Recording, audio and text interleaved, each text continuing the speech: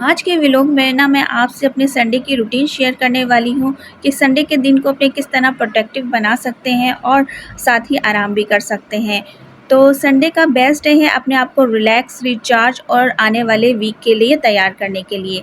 तो मेरी संडे भी बहुत ज़्यादा बिजी गुजरता है और मैं कोशिश करती हूँ कि अपने सारे वीक के रुके हुए काम इस दिन कंप्लीट कर सकूँ। तो आज मैं आप लोगों के साथ अपने संडे की रूटीन शेयर करने वाली हूँ। तो शुरू करते हैं आज का व्लॉग। हाय एवरीवन, मैं हूँ आयशा और आप देख रहे हैं मेरा YouTube channel Ayesha food and vlog. कैसे हैं आप सब लोग? आई होप बिल्कुल ठीक होंगे। मैं भी ठीक हूँ अल्हम्दुलिल्लाह। मेरी संडे की मॉर्निंग ना कभी भी जल्दी नहीं हो सकती क्योंकि मैं पूरे हफ्ते जल्दी ही उठती हूँ और इस संडे वाले दिन जानकर कोशिश करती हूँ कि एक्स्ट्रा नींद ले लूँ ताकि मेरी नींद पूरी हो जाए। जैसा कि आपको पता है कि नींद लेना बहुत ज़्यादा ज़रूरी है, नींद पूरी करना। और बच्चों और हस्बैंड को भी देर से उठाती हूँ ताकि उनकी भी नींद पूरी हो जाए।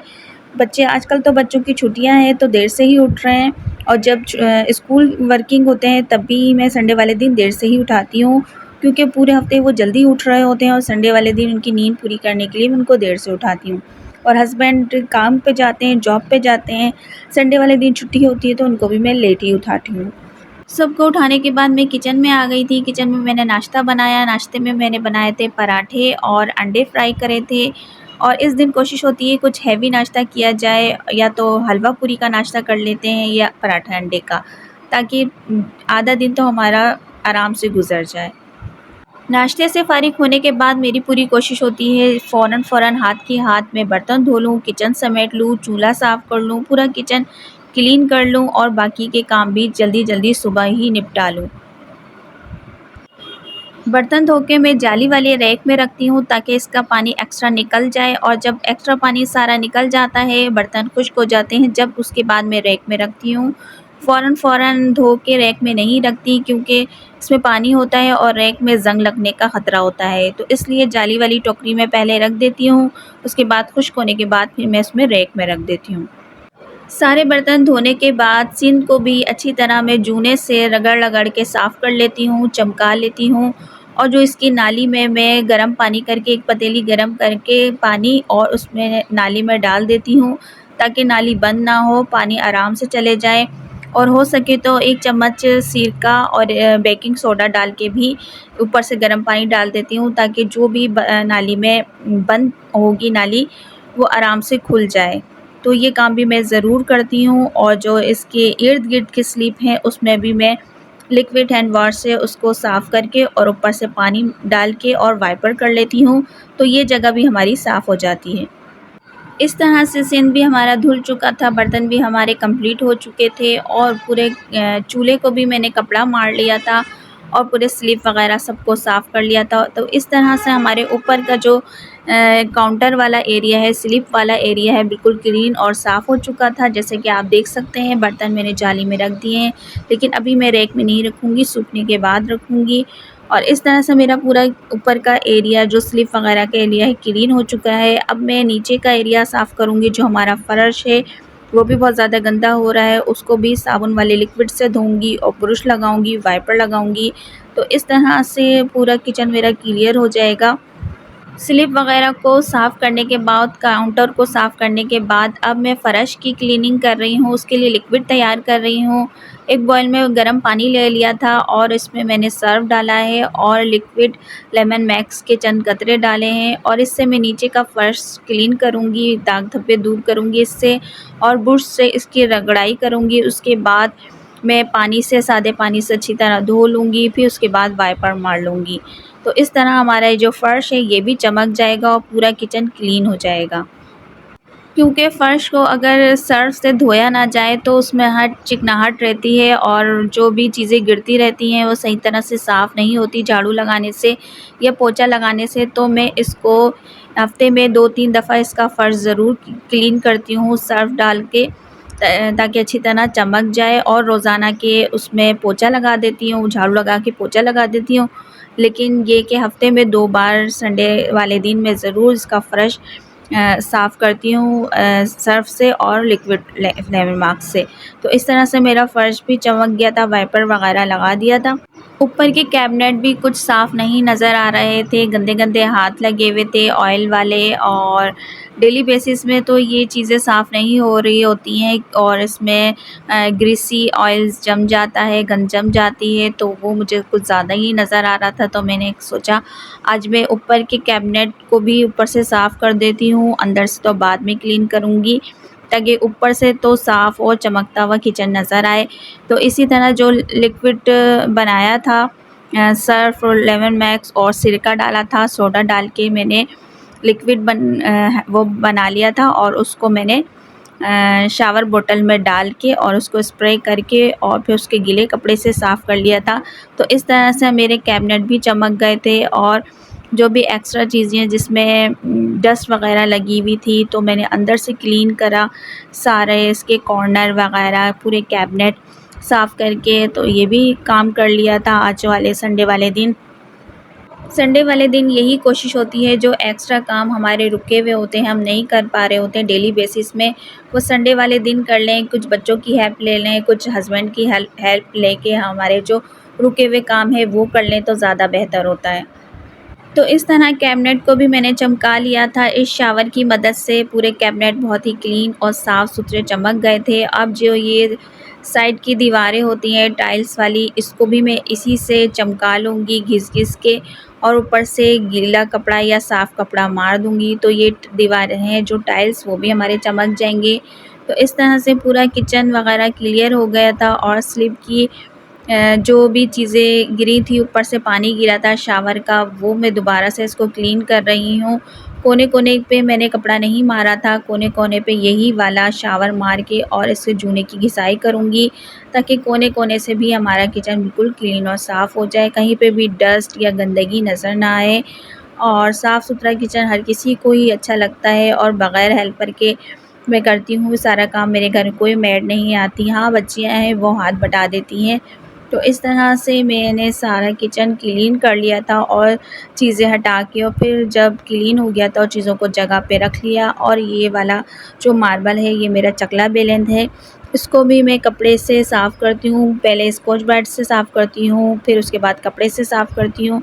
तो इस तरह से मेरा किचन क्लीन हो गया था। उसके बाद मुझे करनी थी फ्रिज की सफाई, क्योंकि फ्रिज ईद से पहले मैंने साफ़ किया था और उसमें बहुत ज़्यादा गंद हो गया था, गोश्त-वोश्त भी रखा हुआ था, उसका भी गंद था। तो सारी चीज़ें निकाल के, उसकी जालियाँ, रैक वग़ैरह निकाल के, सर्फ़ वाले, साबुन वाले पानी में मैं इसको भिगो के रख दिया था। अब मैं इसको स्कॉच ब्राइट से इसकी घिस-घिस के सफाई करूँगी, फिर सादे पानी से धो लूँगी, और फ्रिज में ये जालियाँ और रैक लगा दूँगी धोने के बाद। किचन क्लीन करने के बाद फ्रिज की भी क्लीनिंग हो जाएगी, और अब बाकी है घर की क्लीनिंग करना, तो वो भी करते हैं। तो आपने देखा कि कितना बिज़ी संडे वाला दिन गुज़र रहा है मेरा। तो इस तरह से जो भी एक्स्ट्रा काम होते हैं, एक्स्ट्रा सफाइयाँ करनी होती है, वो मैं संडे वाले दिन करती हूँ, और बच्चियों की हेल्प ले लेती हूँ, हस्बैंड की हेल्प ले लेती हूँ। तो इस तरह से मेरी बहुत से काम आसान हो जाते हैं, और फिर जो पूरा हफ़्ता है वो मैं आराम से सुकून से गुज़ारती हूँ। उसमें डेली बेसिस में सफाइयाँ हो रही होती हैं, लेकिन डीप क्लीनिंग ये है कि संडे वाले दिन मैं कर रही होती हूँ, ताकि हेल्प मिल जाए मुझे। और संडे वाले दिन या सैटरडे वाले दिन मैं मशीन भी लगाती हूँ, उसी दिन मैं कपड़े वगैरह भी धोती हूँ। लेकिन आज इस संडे मैंने मशीन नहीं लगाई थी, क्योंकि मुझे फ्रिज की क्लीनिंग करनी थी, घर की क्लीनिंग करनी थी, किचन की क्लीनिंग करनी थी। तो इस संडे मैंने ये किया है, और अगले संडे मैं मशीन लगाऊँगी, कपड़े धोऊँगी। सैटरडे संडे वाले दिन मैं मशीन लगा के सारे कपड़े धो लेती हूँ, धो के तैह करके अलमारी में रख लेती हूँ। फिर दूसरे दिन वाले दिन मैं सबके कपड़े इस्त्री करके हैंग कर देती हूँ। फ्रीज़र में बर्फ़ जमी हुई थी, तो इसको पिघालने का ये तरीका है कि आप नमक छिड़क दें पूरे फ्रीज़र में जहाँ-जहाँ बर्फ़ है। तो जो नमक है वो बर्फ़ को पिघालने में बहुत ज़्यादा मदद करती है, बहुत जल्दी बर्फ़ पिघल जाती है। तो इस तरह से सारी बर्फ़ भी निकल गई थी, और रैक वग़ैरह, जालियाँ वग़ैरह जिसमें ऑयल वग़ैरह और गोश्त के खून की छींटें वग़ैरह पड़ गई थी, तो उसको मैंने अच्छी तरह से साबुन के पानी में, सर्फ़ के पानी में धोने के बाद सादे पानी से धोकर और खुश्क कर लिया था। खुश्क करने के बाद अब मैं फ्रिज में लगा दूँगी सारी चीज़ें, सारे रैक लगा दूँगी। इस तरह से मेरी फ्रिज की भी क्लीनिंग और सफाई हो चुकी है, डीप फ्रीज़र भी साफ़ हो चुका है, जो गोश्त की वजह से बहुत ज़्यादा गंदा हो गया था, स्मेल सी आ रही थी। तो इस तरह से मैंने अपने फ्रिज की भी क्लीनिंग कर ली।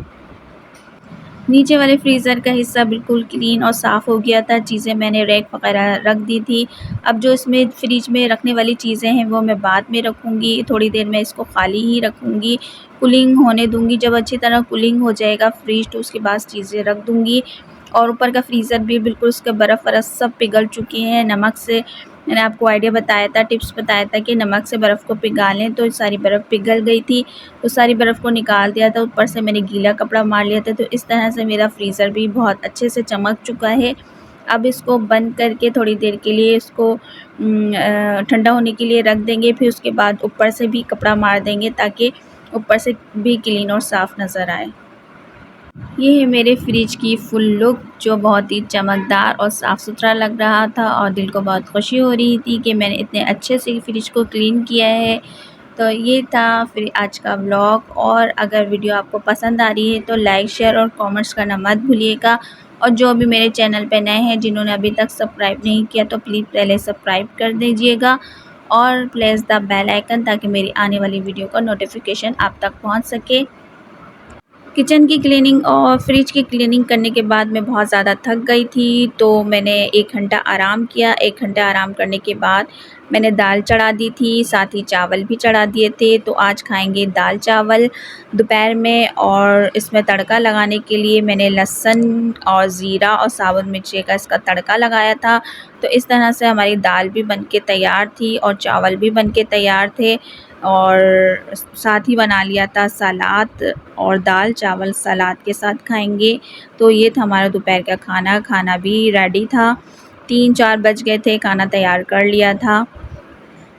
क्योंकि ये जो घर के काम है वो तो कभी ख़त्म नहीं होते, और हम ख़वातीन का तो काम ही यही है, घर के काम करना। हमारे बग़ैर घर के काम कंप्लीट हो ही नहीं सकते, और हर हाल में करने होते हैं, चाहे आपको कितनी भी सफाई की हुई हो, चाहे आपको कितना भी थकन हो, चाहे आप कितने भी बीमार हो, घर के काम तो लाज़मी ही करने हैं हर हाल में। तो इस तरह से खाना भी तैयार कर लिया था और चावल भी बॉयल हो गए थे। अब मैं सलाद के लिए बना रही हूँ। प्याज मैंने बारीक काट ली थी, 1 अदद टमाटर ले लिया था, हरा धनिया डाला, हरी मिर्चें डाली और 1 चम्मच सिरका डाला था, नमक डाल के, और ये कचूमर के तैयार कर लिया था। सलाद हमारा, सलाद कहेंगे या कचूमर जो भी है, वो हमारा तैयार हो गया था। अब दाल चावल और सलाद के साथ हम अपने दोपहर का खाना खाएंगे। दोपहर के खाने के बाद थोड़ा सा आराम करेंगे 1-2 घंटे, फिर उसके बाद शाम की रूटीन और रात की रूटीन शुरू हो जाएगी। तो आराम तो हमारे नसीब में है ही नहीं। खाना खाने के बाद 1-2 घंटे मैंने आराम किया, और इसमें नींद लेना ज़रूरी है। आप सो जाएं ताकि थकन, जो भी दिन भर के काम है उसकी थकन दूर हो जाए। फिर शाम का टाइम हो गया था, 5 बज गए थे, तो मैंने अपने लिए चाय बनाई और बच्चों के लिए नूडल्स बना दिए। बच्चों को भूख लग रही थी, तो इस तरह से मैंने चाय पी और बच्चों ने नूडल्स खाए। तो ये इस तरह से हमारी शाम भी हो गई थी, संडे का शाम भी गुजर चुका था। चाय पी के थकन उतारी और रिलैक्स हुई, और उसके बाद बच्चों को नूडल्स वगैरह दे के बच्चे खुश हुए, आपस में बैठ के बातें की कुछ देर। फिर उसके बाद रात के खाने की तैयारी करनी थी। रात की रूटीन शुरू हो जाती है कि रात में डिनर में क्या बनाना है। तो इन सब चीज़ों से फ़ारिग होने के बाद मुझे गूँधना था आटा। फिर मैंने आटा गूँना और रात के लिए डिसाइड किया। बच्चों से पूछा, हस्बैंड से पूछा कि आज रात में डिनर में क्या बनाऊँ। तो डिसाइड हुआ था कि वो अरबी और गोश्त का सालन बनाया जाए, उसके साथ चावल। तो उसकी मैं तैयारी करने लग गई। तो सबसे पहले मुझे गूँधना था आटा, तो आटा गूँध रही हूँ मैं। आटा गूँध लिया था, आटा गूँध के रख दिया था ताकि आटा सेट हो जाए, 15 से 20 मिनट के लिए रख दिया था। उसके बाद मुझे बनानी थी अरबी गोश्त का सालन बनाना था। तो मैंने अरबी ले लिया और उसको छीलना था। छीलने के लिए बैठ गई, और इसके छीलना बहुत ज़्यादा मुश्किल होता है, हाथों में खुजली होती है। तो एक टिप्स ये है कि जब भी आप अरबी छीलें और आपके हाथों में खुजली हो, क्योंकि इसके बालों की वजह से हाथों में खुजली हो रही होती है और अरबी छीलना मुश्किल हो रहा होता है, तो आप जो पकाने का ऑयल होता है उसको हाथ में थोड़ा सा ले लें और पूरे हाथ में लगा लें, और उसको हाथ में ऑयल लगाने के बाद फिर आप ये अरबी छीलेंगी, तो आपके हाथों में बिल्कुल भी खुजली नहीं होगी और सारी अरबी आप आसानी से छील सकेंगी। तो इस तरह से मैंने हाथ में ऑयल लगा के सारी अरबी को छील लिया था, और गोश्त को फ्रीज़र से निकाल के उसको रख लिया था पानी में ताकि उसका बर्फ़ पिघल जाए। बर्फ़ पिघल जाए तो गोश्त को मैंने चढ़ा दिया था। गोश्त मैंने डाला था, उसमें प्याज 2 अदद प्याज काट के डाल दी थी, टमाटर डाल दिया था, अदरक लहसुन डाल दिया था, तमाम मसाले डाल दिए थे और गरम मसाला साबुत डाल के ऑयल भी इसमें डाल दिया था, पानी भी डाल दिया था। सब चीज़ें एक साथ डाल के और मैं इसको हल्की आंच में चढ़ाने के लिए रख दूँगी ताकि गोश्त हमारा सारा गल जाए और मसाले भी इसमें भून जाएँ, अलग से मसाले नहीं डालने पड़े। तो ये प्रोसीजर बहुत ही जल्दी हो जाता है, जल्दी पक के रेडी हो जाता है। तो ये तरीका बहुत ही यूज़फुल है, आप लोग ज़रूर ट्राई करिएगा कि पतीली में सारे मसाले सब कुछ डाल के गोश्त डाल के हल्की आंच में चढ़ा दें, तो फिर ऑयल सेपरेट हो जाएगा और गोश्त हमारा गल जाएगा। फिर जो अरबी हमने काट के रखी है वो हम जब डालेंगे जब हमारा गोश्त गल जाएगा और मसाला भून के रेडी हो जाएगा। संडे वाले दिन प्रोटेक्टिव रूटीन होती है क्योंकि हम एक्स्ट्रा काम भी कर रहे होते हैं, अपने रुके हुए काम भी कर रहे होते हैं। लेकिन ये है कि अगले हफ़्ते की हमारी बहुत अच्छी तैयारी हुई हुई होती है। अब जो पूरा हफ़्ता है हमें फ्रिज क्लीन नहीं करना, किचन के जो एक्स्ट्रा कैबिनेट वगैरह है वो क्लीन नहीं करना है।